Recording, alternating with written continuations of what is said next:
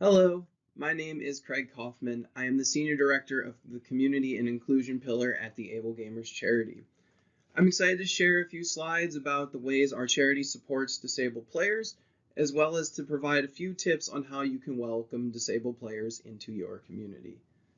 So, as I said before, my name is Craig Kaufman. I've been with Able Gamers for over 12 years now. I actually got involved with Able Gamers by hosting the first charity live stream. We did it on Ustream before Twitch existed, but we raised enough money to buy someone a controller, and I've been here ever since. I actually started out as a volunteer for a few years, and I eventually became the first employee of Able Gamers. Over the years, I've had the opportunity to be involved in a lot of the programs and pillars when they started as just an idea, and it's been amazing to watch things grow over the years. Now our teams are established, and I get to spend most of my time expanding the ways we support the players that we're already supporting and connecting them to communities and the games they want to play. So what is the Able Gamers charity? We have a mission statement written out on the page. Before I get into that, I just want to go into the story of why we were started, because it really speaks to the core of our mission. So about 20 years ago, we were started as an EverQuest blog for people with disabilities to be able to play EverQuest. Our founder was playing with his EverQuest crew one night. They would play every single Friday, and one Friday someone couldn't log in. She has multiple sclerosis, and it made it where she was unable to play. So as a team, they started figuring out how she could play, what ways she could play more comfortably, and it eventually started turning into a blog that helped a lot more people be able to enjoy the world of EverQuest. So at our core, we bring that same spirit to find ways to include players with disabilities in the communities and games they want to play and have the fun they want to have. Our mission statement is creating opportunities that enable play in order to combat social isolation, foster inclusive communities, and improve the quality of life for people with disabilities. To us, that simply means we bring video games to as many people as we can in any way that we can. We're not only working directly with players and hospitals, we're working with hardware teams, we're working with software teams. Our goal is just to make sure that we're helping create accessible player experiences that are fun, that people want to be a part of. So here are the 5 pillars of Able Gamers. When we started 20 years ago, we never really envisioned what kind of work we'd be doing today, but it's exciting to see what has developed. We are 15 people working across 5 different pillars. Our core pillars work together to ensure that the players that we support get the best possible experiences, whether it's through the work at the hospitals, directly with the player, or the work that we do supporting game developers who are already creating awesome experiences for disabled players to play. Our 5 pillars are peer counseling, engineering, community and inclusion, user research, and professional development. And we'll dive into those a little bit more. Accessible.games is our resource for game developers.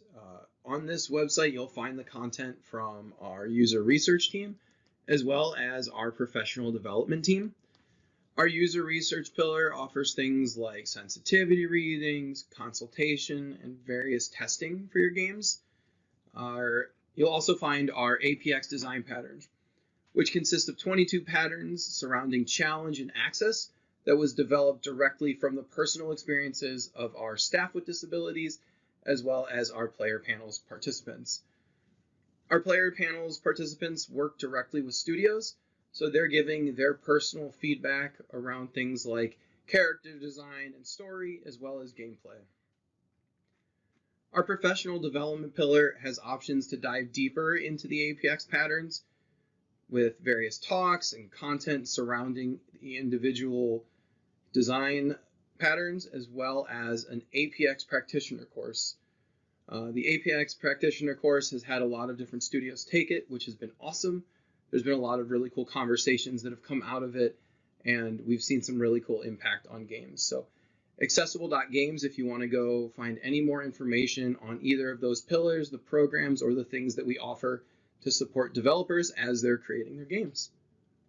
Our engineering pillar works to either create custom solutions for players or working on projects from some of our partners in the hardware space. We utilize 3D printers to create custom solutions for players. So on the slide, Caleb is holding one of the custom controllers that he's made. We also have a printables account that we update where you can share designs or print out some of the stuff we do.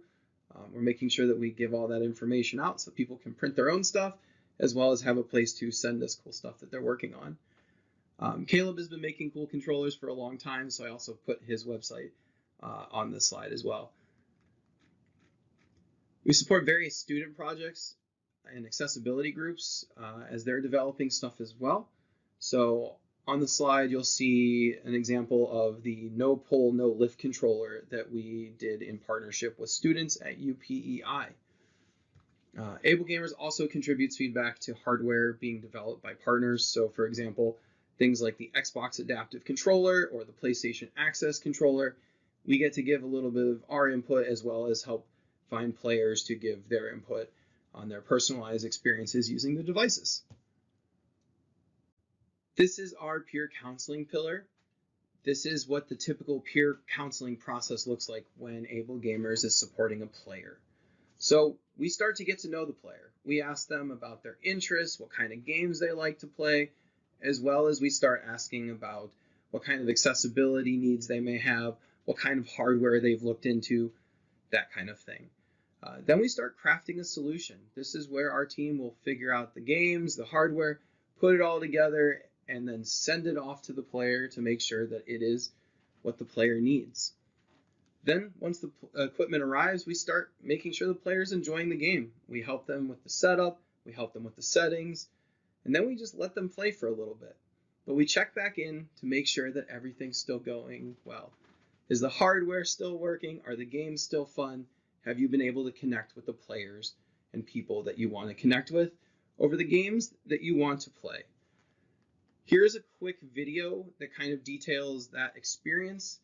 This was actually filmed by our partners in Ability KC in Kansas, and it highlights the work of one of our peer counselors, Aaron, and the awesome stuff he does.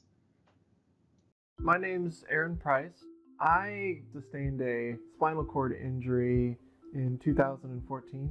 Pretty much when that happened, I figured my days of playing video games, at least the video games that I really enjoyed playing, were over. It was actually at Ability KC that they were showcasing accessible gaming. That got me really excited, so I ended up getting a quad stick, and that quad stick allowed me to play video games again. You know, that got me a lot more interested in assistive technology, and I thought, well, it'd be neat to volunteer at Ability KC at the ACCT department. They kind of had me join them specifically for accessible video gaming. I'm a peer counselor with Able Gamers, and Able Gamers, they're a charity that focuses on fighting social isolation of people with disabilities through gaming. My name's Haley Fancher. I'm an occupational therapist at Ability KC. Digital access is kind of my main thing, looking at how I can get access to individuals to their computer, phones, and a big part of that is to video games as well. A lot of occupational therapists don't identify as either having an interest in games or being a gamer themselves. And so while we know a lot about the person, translating that information to the game can be very difficult. So this idea of players with disabilities helping other players with disabilities, I think it's such a beautiful thing. I know some, but again, I'm not an avid gamer. I never have been. I don't know if I really have the desire to be. So that's where Aaron has been fantastic to actually make this grow. So while he has all the knowledge about the games themselves, pairing that information with the adaptive part of it. So Haley's on the flip side, I think, the occupational therapist side. That's where the combination of the two really makes sense for me. And Aaron brings that gamer part to Ability KC, which I think is fantastic. Aaron, though, is different. He never did ever say, oh, poor me. I can't do anything. He's never been that way. Ability KC also surrounds you with people who make you think about your disability in a way of not what I can't do, but how can I make it to where I can do it. Honestly, I might still be looking for a job if it wasn't for Ability KC and Able Gamers. It's nice to be able to produce something rather than only consuming something. Being able to create something or give something rather than just take is a wonderful feeling.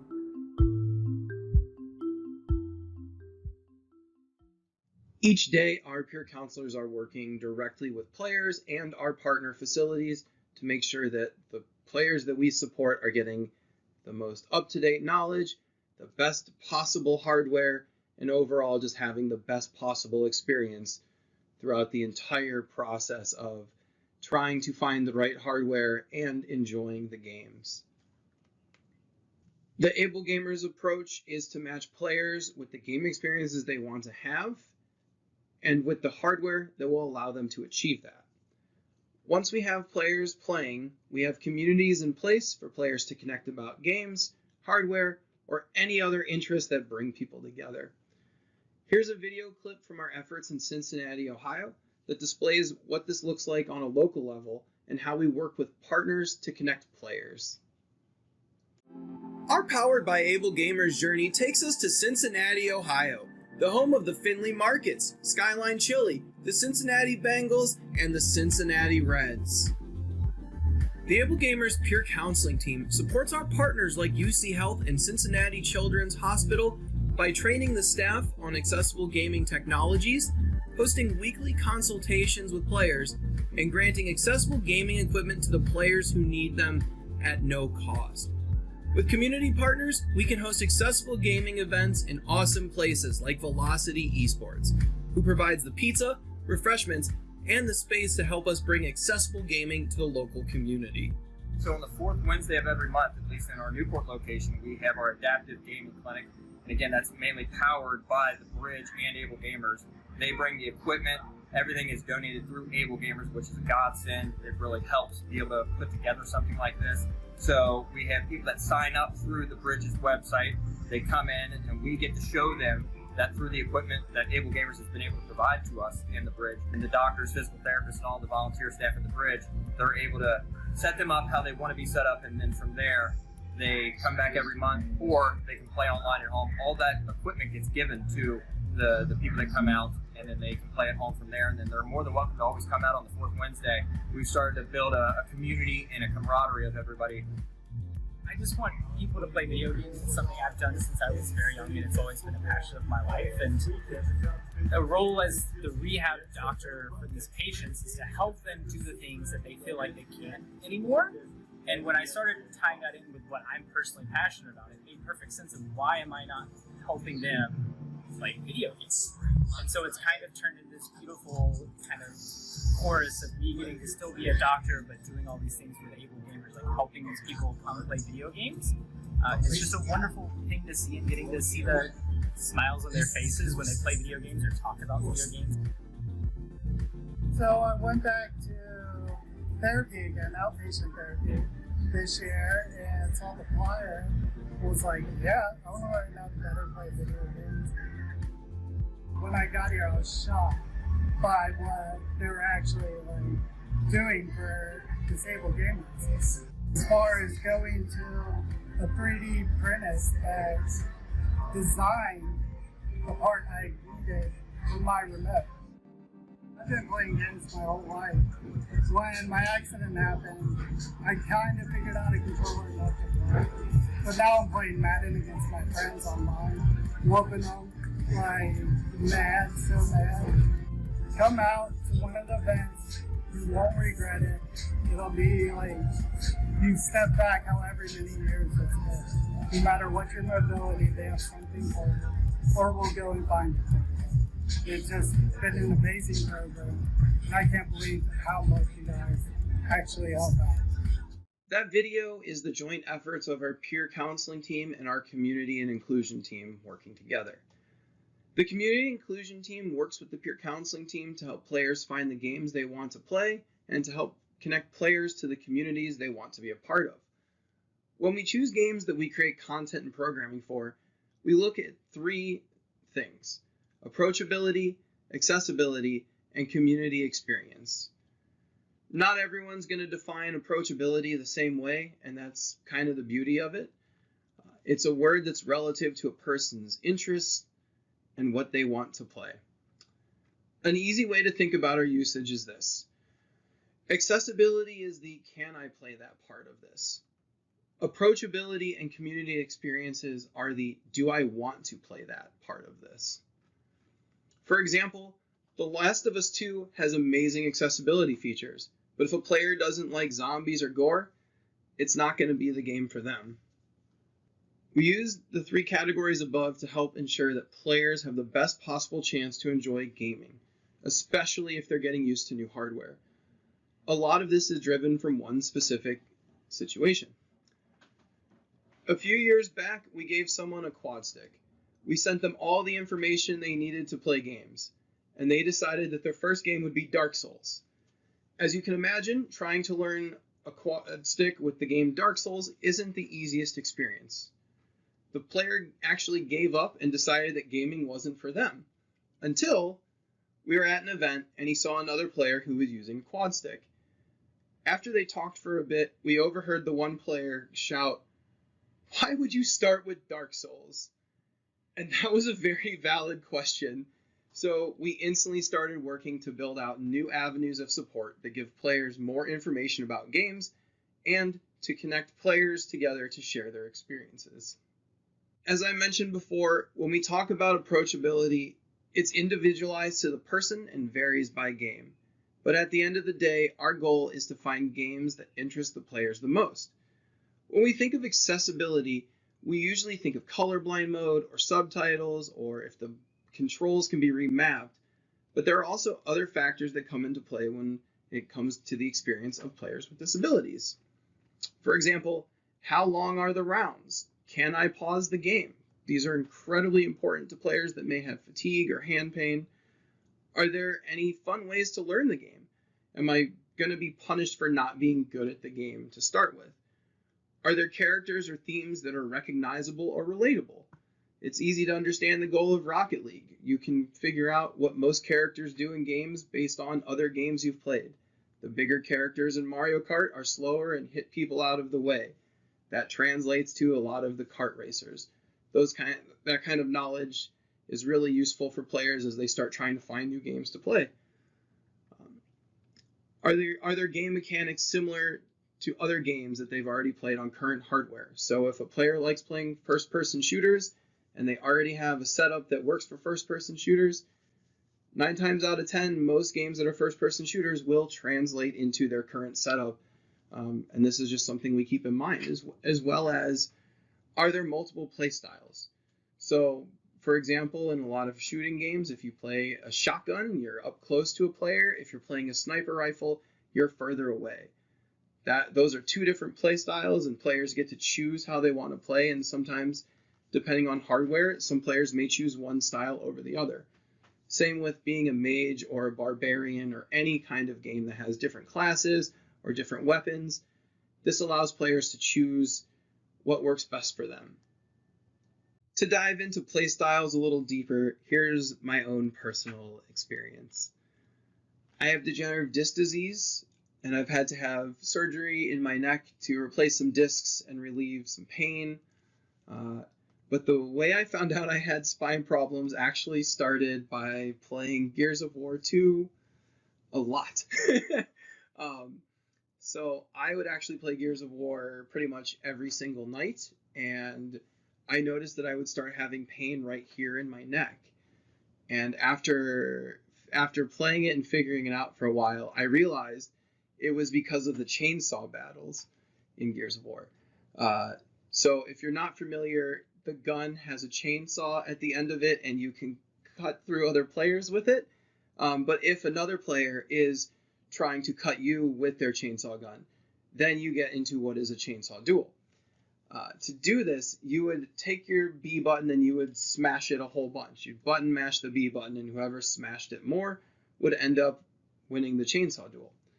What I would do is I would brace the controller on my body and I would smash it as much as possible, causing some sort of pain in my neck.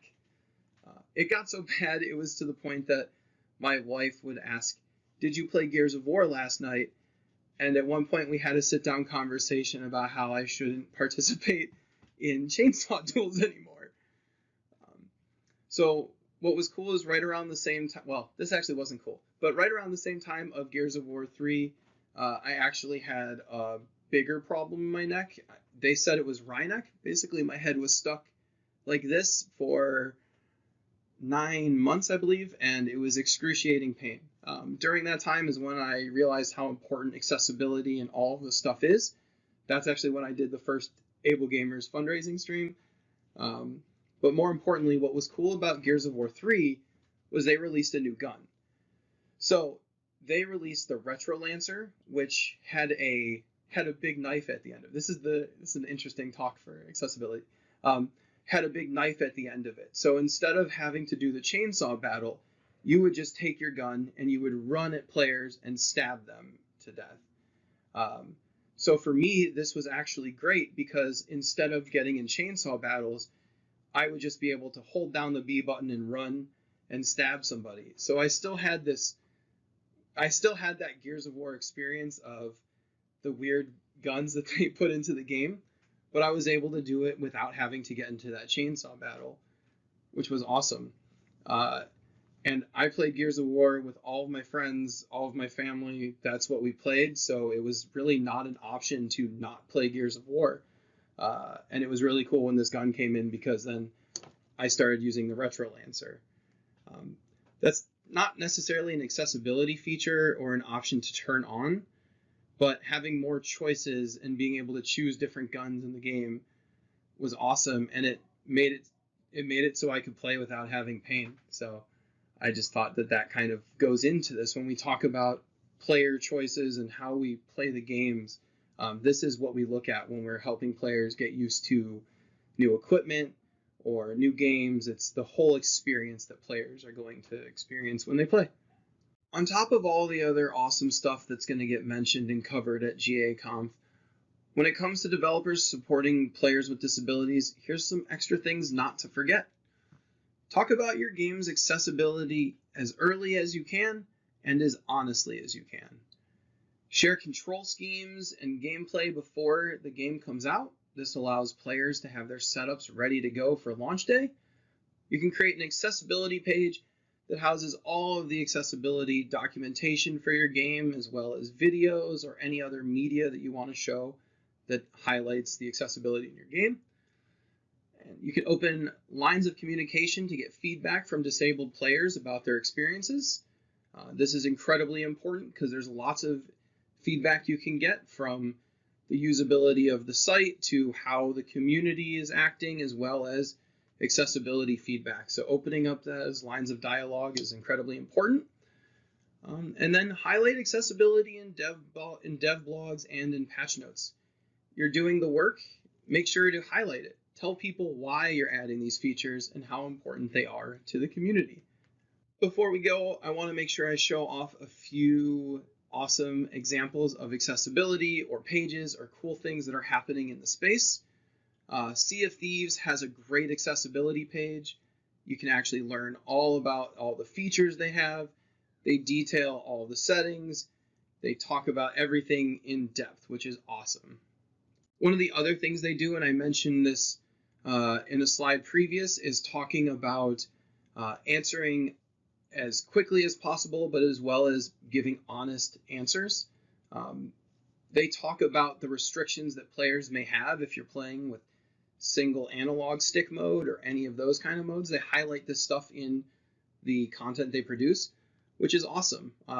Obviously, having restrictions to play is not fun, but letting players know what they're going to experience before they jump in is incredibly important. So not only do they have the resources, it's honest and it's right there so that when players jump in, they know what to expect.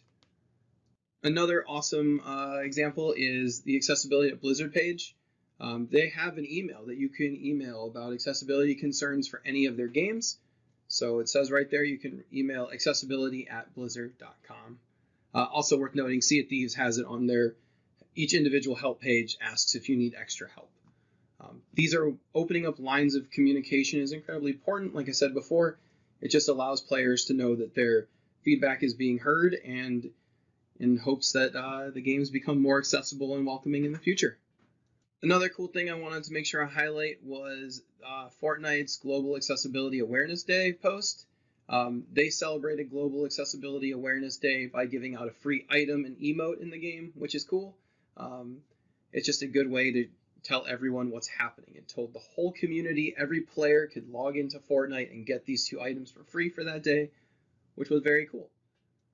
God of War did a great job when it comes to talking about the accessibility of your game before it comes out. They talked all about the presets, the controls that you can do, the different game modes as well. This allowed players to get excited for God of War before it came out instead of waiting for it to come out and checking out the accessibility. So it was kind of cool to see a lot of people excited about the accessibility in God of War before it was out. One quick note before I go. Every year, video games are becoming more accessible and welcoming to disabled players, and that is awesome. We're watching cool innovations in the gaming space and new hardware coming out all the time, and it just makes for a better experience. And I know that this is in part to a lot of people watching this, so I just wanted to say thanks, and that it's awesome, and that I'm looking forward to more and more years of accessible gaming. So thanks for tuning into this presentation, and thanks for all the awesome work you're doing. If you need any more information about AbleGamers, you can always check out ablegamers.org. And if you're from the development side and you want to check out some of the services that we offer for developers, you can always check out accessible.games. Thanks.